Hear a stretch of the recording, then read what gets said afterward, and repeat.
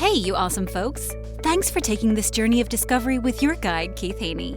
You're listening to the Becoming Bridge Builders podcast, your favorite podcast for everything from racial reconciliation to education innovation, justice reform, and leading change in the 21st century. This podcast is for people who love to be challenged with difficult topics, but want practical solutions to solve these challenging issues. Becoming Bridge Builders makes change possible. Each week on the podcast, Keith invites innovative thought leaders to share how they are building bridges in their area of expertise. You will hear breakthrough ideas and concepts that are changing the world. He's featuring guests who are best-selling authors, leaders at Microsoft, entrepreneurs, leading educators, professors, lawyers, and so many more. Listen in to learn how you can be the bridge to the change you are seeking. My guest today, Eileen Caroscio, is a multi-certified coach, author, and a nurse.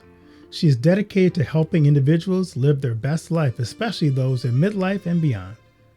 Referred to as the Midlife Muse, she engages you beyond your titles, jobs, and formalities to get to the core of what will enrich your midlife, making it more resilient, meaningful, and magical. She is co-author the Amazon bestseller Midlife, New Life, Living Consciously in Midlife and Beyond, which focuses on the value of giving conscious thought to how you want to live out your second half of life. It emphasizes the importance of developing a plan for having more joy and resilience to bounce forward into an enriched future. Eileen holds a bachelorette and master's of science degree in nursing, with over 35 years of experience and 19 years of experience as a coach. In her free time, Eileen can often be found in nature. She has a fondness for foxes and can be found with her camera capturing their antics and escapades. We welcome her to the podcast. Well, Eileen, how are you doing today? Good to have you on the podcast. Thank you so much for the invite. I'm glad to be here and glad to talk with you and see where our conversation goes. I don't know many people named Eileen. All I can think about is the song "Come On, Eileen" when I see your name. Yes. And people often have that as the song on their phone when I'm calling. There you go. But I digress. So I'd like to ask my guest this question. What's the best piece of advice you ever received? So that's a very interesting question. So I'd like to share with you that I didn't receive this advice verbally.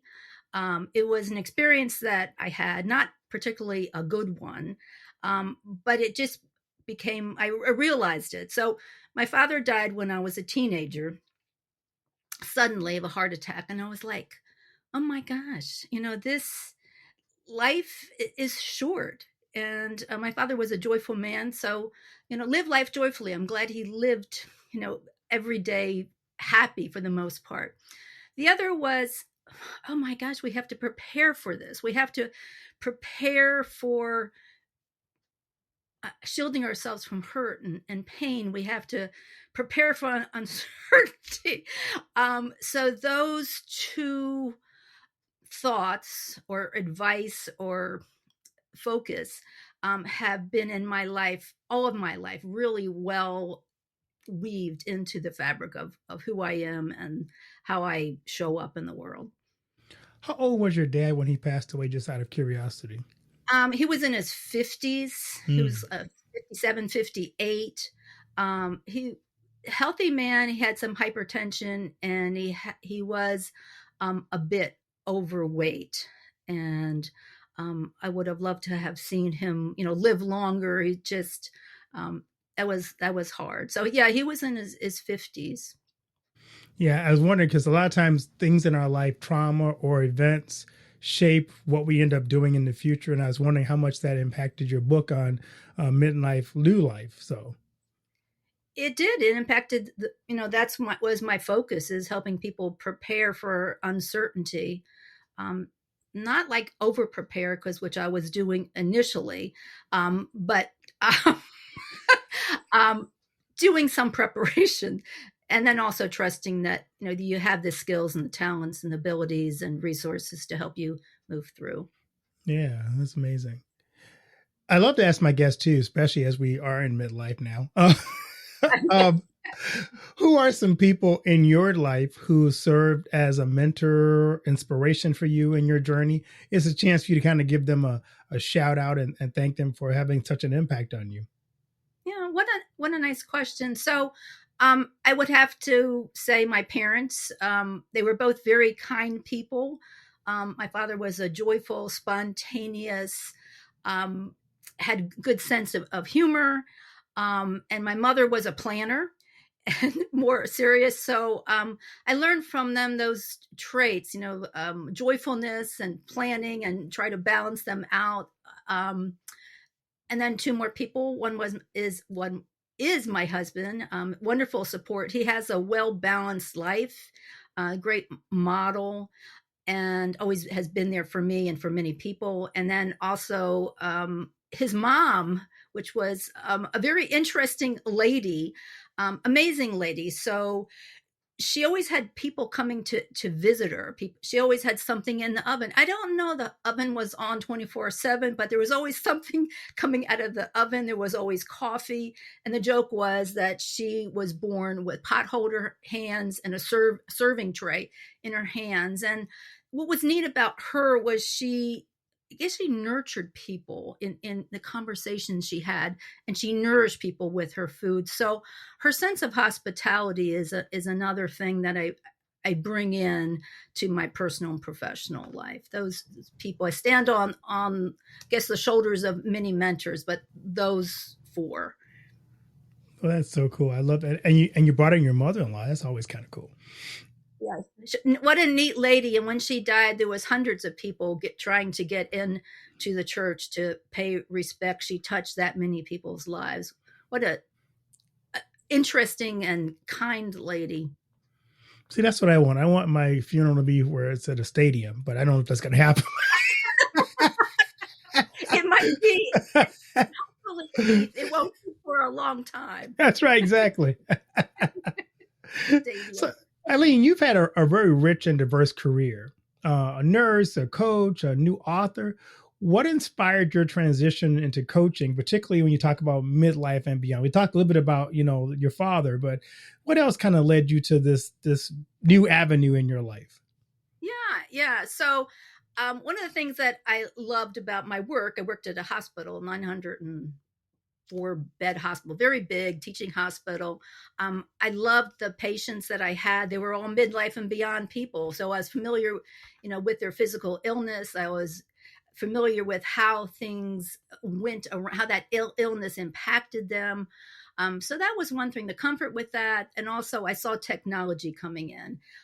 And so it's great to have technology for diagnosis and helping treat patients. But in the room, I actually had two patients. I had my patients who I wanted to direct my attention to, but I had the machine and I had to tend to the machine. It's alarms, it's calling me, titrating the machine. So the technology kind of took me away from the most important person, even though, it was an assistance there. The other thing was 9/11. So I live in DC, Washington, Virginia area. Pentagon was like 10 minutes from our hospital. And 9/11 happened. So people were more focused on not only, okay, I want to be healthier, I want to get better, but I want to do what's important. I want to have a meaningful life. And then the last thing that inspired me was I thought was kind of a kick from somewhere, but I was in my garden. I was gardening. I really don't know what I tripped over, but I broke my wrist. I fell forward. I broke my wrist and I couldn't work as a nurse in the hospital. And I developed complications. So I used that time. I could use my left hand and I explored how could I expand my services to expand, beyond the physical realm. And I found coaching. And that's how I got into it. So you almost like tripped into coaching. Yes. Yes. I guess it was meant to be. I felt like it was a nudge, or maybe it was a kick forward. That's a whole new meaning to stumble into something. But yes. So you have a neat title, the Midlife Muse.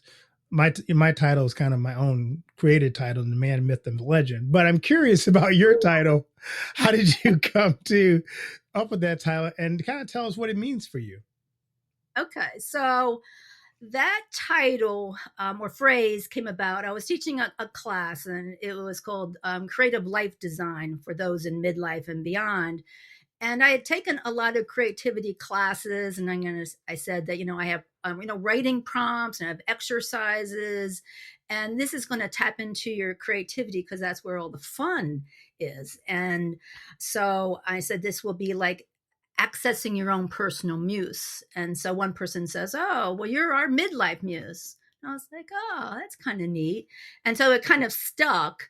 And then another client who never took this class had said that to me, and I thought, there's something there. And then for me, it just means that I help people discover what's important to them, what's fun, what will have their life being more alive for them. I love that. So your new book, you co-author with others, the Midlife, New Life, Consciously Living in Midlife, emphasizes kind of living consciously. What does that look like in practical terms to people who are either on the doorsteps of midlife or kind of right smack dab in the middle of midlife? Yeah. So Paul Ward, who had the idea for writing this book, and Sandy Demmer as my co-writers, we believe about it's not just being on autopilot because we've lived so much time and now we have time left. And so we want to be conscious. We want to be intentional about what that next life looks like and designing it. And so it can be very, practical. So you can expand it. So one is like a conscious check-in. So let's say, Keith, career, and you have something, some questions about where to go forward and live consciously in that area. You do a conscious check-in, what's important to me now? How will this impact other areas of my life? How will I make decisions? How will that play out? So that's maybe like a short check-in, a conscious check-in. And then we developed a wheel, which was called a conscious living wheel. And it's 11 spokes to that wheel with our life purpose right in the middle of that. And so you could expand that to look at your whole life, practical, and saying, oh, what do I want to do in career? What do I want to do in relationships? How is this now and how would it be? And then because our wheel has 11 components or spokes to it, you could expand it and take the whole year and say, okay, for the month of January, I'm going to start out with career, or I might want to say, I want to do some things with my health. And so that's the practicality of it. You look to see where the gap is, and then you create your vision. What was it like writing a book with other authors? I did my own, and it was just me. I had to fight with myself about creative ideas here and there. But what's it like co-authoring a book with other people? Yeah, that's a very good question. So it was very positive. Like I said, Paul had the idea, and he had 35 people that he put out an email and says, I'm interested in writing a book with others, and I'm looking for 2 co-authors. And he had 35 people. And I would say that Paul was kind of an alchemist because he picked 2 Sandy and I to work with him. We're all equal partners in this, but we all have different personalities, and we all had different specialties. But somehow, we got along really well. We met every Monday, and for hours, and we worked on things. It was a lot of work. It was a lot of joy. There were things that we didn't agree on, and we had a 2-to-1 type of decision making. But for the most part, it was a very good experience. And I know not everybody has that, but I like my colleagues, and we worked hard to get that end result. And I think it is positive. And there's still things to figure out as we go forward with marketing of our book and presenting. So you have 11 chapters, kind of like 11 spokes in your wheel. Yes. Of those spokes, which one resonates most with you? Oh, Resilience. That goes back to, how are we going to prepare and figure things out, and how can we soften those really sharp edges of some changes that are painful, and some of them are about our impermanence. I love that. So, how's your book being received? I saw some of the reviews. You had a lot of really great reviews in the book. How's it being received in the world now?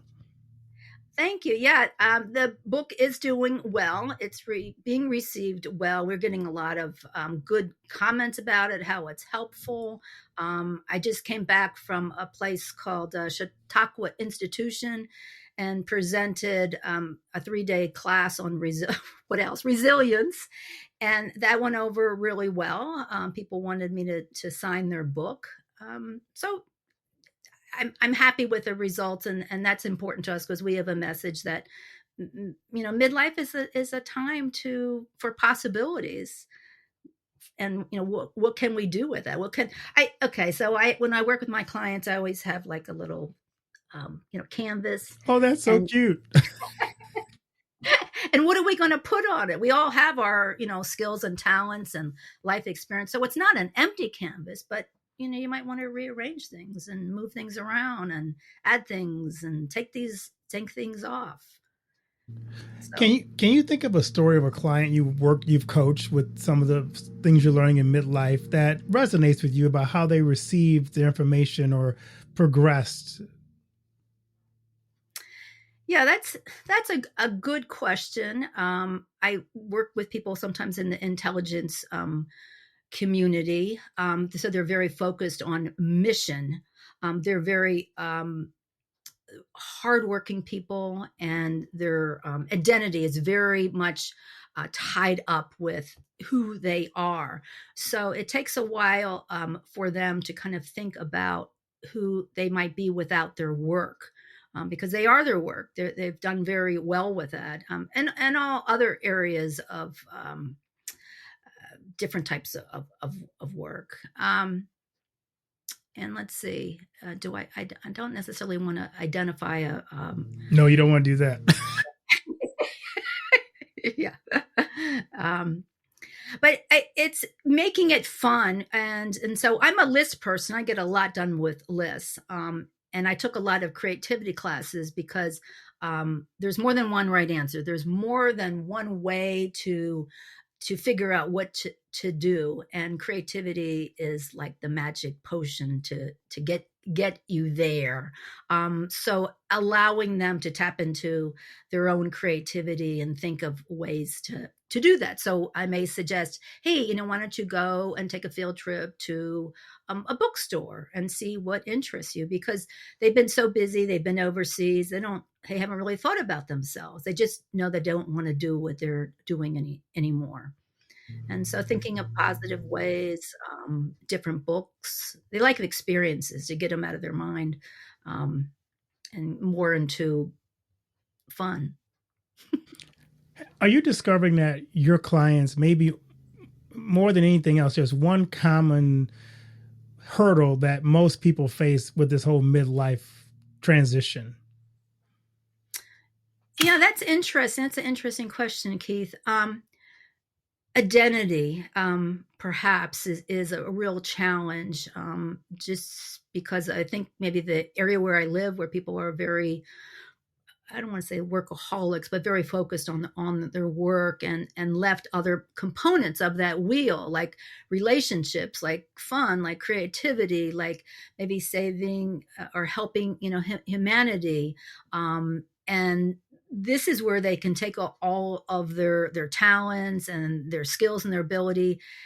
And because they want to do something, they're doers, but they also want to enjoy life. And so, as you are a bridge builder, you can be a bridge builder to others. You can help people or have a special cause. And they like that idea, like moving forward to helping, being a mentor or civic engagement, a community garden. People have a lot of different talents that they can bring from their past. But identity, I guess, would be, the issue. Who do they want to be? How do they want to spend their time? Purpose and meaning. So you are just become a Amazon best-selling author. Congratulations on the work that you Thank did. you. Thank you. What's been the most surprising part about that aspect of publishing the book? About like publishing the book? Well, Okay. becoming a best-selling author. Oh, okay. I guess is the idea of writing a book in itself. It was a 4-year journey for us. A lot of work, a lot of research. We interviewed more than 50 people, and that was very interesting and exciting to listen to people's stories. Um, and then so that writing journey was 4 years, and then we were like, yay, we did it. We look what we did. We published that book, and it's out there and it's doing well. But there's another part is marketing and sharing what you do. And so we find that doing podcasts, and like talking to people like you, Keith, about the value we feel we bring with our books. So that's a new path. We're always learning and seeing how that goes. It's been fun. It's also been challenging, and finding the right podcast, and yours is very good because you have a lot of interesting people that come with different, like about uniting our nation. About, I like the idea of bridge building. So finding the ones that resonate with us and with people that we're trying to reach. So, for the young writer who's out there who's about to publish, what advice do you have for young authors? Oh, that's a good one too. So advice for young authors is is to do it. You have probably a lot to contribute. Find out. There's we have access now to the internet to find out what is your area of expertise, and share that. Even if it's a small book, it's a way to start. There's a lot of writing support groups out there. There's writing prompts. There's writing groups that you can share your writing with. So yeah, do it. It's a creative thread that you can share with your family, your friends, and you can add to it. You can have a series. You can There have you a go. podcast. You can have a podcast. So for the person who is midlife and they're feeling stuck right now, and they're just kind of coming to you going, is there just a small step I can take to just get out of this feeling of just being stuck in one place? Well, my my initial thought was, oh gosh, do something fun. Just get out of the house and get away from it. And then the other part is like the plan part. Just take a sheet of paper and see what is important to you now. What is important to you. You write those down, and that can be your compass, because that can be your values. We operate from our values, what's important to us, and that will lead to your next step. Oh, how could that's important to me, so how could I follow music, the path of music. What could I do with that? Or I like to read, or like to help, young kids, develop skills in acting. It could be anything, but whatever like makes you feel alive, and write that down. And I use this in my classes, but Martin Luther King said, you don't have to see the whole darn staircase. Just see the first step to get you going. And that could be a good first step for you. I love it. So, something new I've started on the podcast this year is Okay. we have a surprise question. You have to pick a number between 1 and 4 for your surprise question. Oh, wow. Um, any number. So I'm going to say 4. All right. Question number 4. If you were stranded on a desert island and you could choose one person to keep you company, who would it be? Oh, that's an interesting one. I would say my husband. I mean, he's a great guy. He's a lot of fun. We have a lot of conversation together.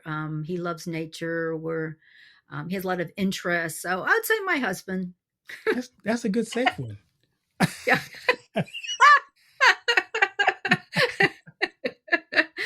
Yeah, number 4 was pretty good.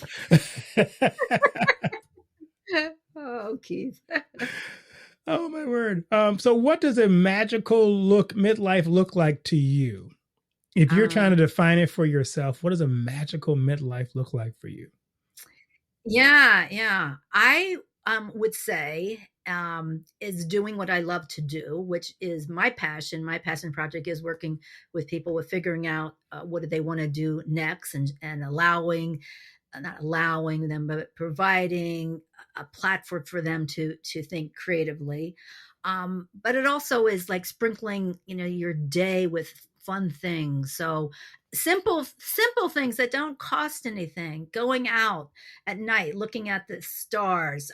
The other night we have fireflies or lightning bugs, whatever you call them. But oh my gosh, you cannot capture them on camera. They're too magical. But they light up the sky and the fields, and I'm in awe over that. So those types of things, just with nature.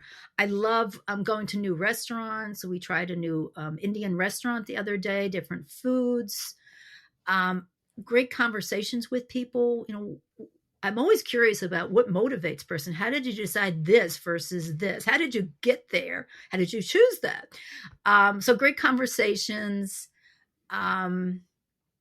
Just adding those things that you love. And so for me, that's what it looks like. What does it look like for you? What question? There's a question for you. That's a good question. For me, I'm kind of reflecting back on, because I just finished my doctorate degree in my midlife. So I guess it's part of my midlife crisis. I wasn't really planning on doing that. So now I'm deciding, what do I do with all this education I just spent the last 3 years getting? So I wanted my new book was like, I need to put this into a format that people want to read. Nobody wants to read my dissertation with all the different charts and all that, unless you're a geek. So how do I communicate this in a way that people can take it and actually utilize all the things that I learned? So I'm trying to figure out how to do that in my next phase of life. Yeah. Well, what would make it fun? That is fun, because I'm trying to solve a problem that I've been working on for most of my career, of how to help churches to make changes effectively. So, yeah. Well, it sounds like that book is going to be a really good one, because you talk about how they were resilient and how more people were coming back into the church, and I want to read about it. So in my interview with you. Yeah, there you go. And our interview together, right? Yeah. So Eileen, as you think about your midlife journey, what do you want your legacy to be? I want my legacy to be that I made a difference in people's lives. So as a nurse, I lightened the load. I made their recovery smoother, easier. I helped them be more resilient. I hope that my legacy would be, I helped them also, people that in midlife, to be bridge builders to the next part of their life, where they can have maybe more of like a life designed on purpose, the intentionality of it. And also, we accumulate items, things, but we also accumulate gifts and talents and skills and knowledge, and to share from that overflow and to bring it forward and give it back and be a bridge builder to maybe a mentor, because you certainly get and receive more than you give in these experiences, for sure. So that's what I'd like my legacy to be. That's great. So as we wrap up our conversation, what key takeaways do you want to leave with the midlife crisis people?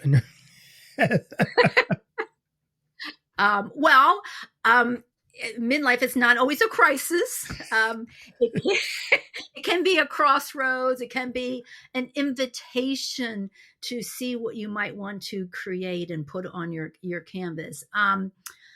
So the takeaway is don't miss it. It's an opportunity. Like 1924, 100 years ago, we were probably living to 55. Now we have 30 more years, or 25 to 30 more years. So they're bonus years. What will you do with them? They're for you. They're a gift of time. And if you're intentional, you can get more of what you want, or just to think about it, to make good on that gift you got, and enjoy it. So that's where can people find your book, The Midlife New Life, and connect with you on social media? So the book is at Amazon, and it's at Barnes and Noble, and I'm on LinkedIn, I'm on X, I'm on Facebook, and that they could reach me at passagewayscoaching.net. And I'm very open to, conversation or questions. So they can email me at Eileen, EILEEN, at passagewayscoaching.net. Well, Eileen, thanks so much for writing this book, for helping us all to remember that we do have purpose. And if we find that purpose and identify with that, it makes that midlife transition a little bit easier for us, as we can pour into something new, the next chapter of our life, and live out those next, hopefully 30 years or so, more fruitfully and more enjoyably. Yes. Thank you. I also want to share that if people wanted to take the thinking on midlife further, that if they go to midlifenewlife.net, they can download a free chapter, and they can also download, there are about 20 questions, but they're like 5 from each chapter to be more reflective. And so that would be something that, you could take it further and see where that goes. Awesome. But this has been great. I enjoyed talking with you, Keith. I really have. And I wish you the best. And I thank you for the invitation. And this has been fun. Well, thank you. I appreciate that. I like it when my guests say it's fun, as opposed to, this is the worst 30 minutes of my life. that would not be fun. Well, Eileen, blessings on the work that you guys have done. You guys have put together a phenomenal resource for those of us who are going through midlife, and looking forward to it and enjoying the time that God has given us. Yeah. Thank you. Well, I wish you well, and I look to read more about you and your book too. Thank you. I appreciate it. Do you know that most entrepreneurs hit a revenue ceiling and have no idea why? They're working harder, spending more money, running more ads, but revenue stays flat. My friend, Dr. Noah St. John, calls this the invisible break. He's giving our listeners a free revenue ceiling audit to help you see what's really holding you back. You'll get a free 30-day membership to Noah Bot, giving you access to Dr. Noah's 30 years of experience to help you reach your next level. But hurry, because there's only 50 available this month. So if you're tired of being stuck at the same revenue level and want to finally break through, get your free revenue ceiling audit at drnoahvault.com in the affiliate link that'll be listed in the show notes. Thanks for listening to Becoming Bridge Builder. If you enjoyed this episode and want to help support the podcast, please subscribe and share it with others. Post about it on social media, or leave a rating and review. To catch all the latest from me, you can follow me on Instagram at bkeithhaney, and on Getter and Twitter at RevHeadpin. Thanks again, and tune in next time.